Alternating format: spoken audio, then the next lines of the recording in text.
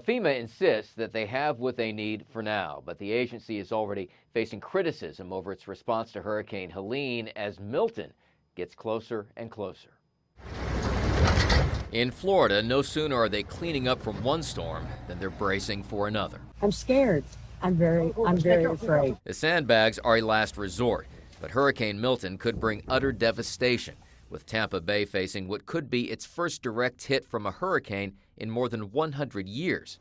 FEMA already has its hands full, still reeling from Helene, where responders are struggling to reach those cut off by extreme floods. The response has been very weak, unbelievably weak. Nobody's ever seen such a weak response. Former President Trump among those criticizing FEMA and the White House over what they see as a delayed response. The way you're asking me the question is misinformation. The White House bristled at questions about storm funding and FEMA spending hundreds of millions of dollars on migrant issues, arguing the money comes from different accounts. There's a lot of mis and disinformation being pushed out there by the former president about what is available, in particular to the survivors of Helene.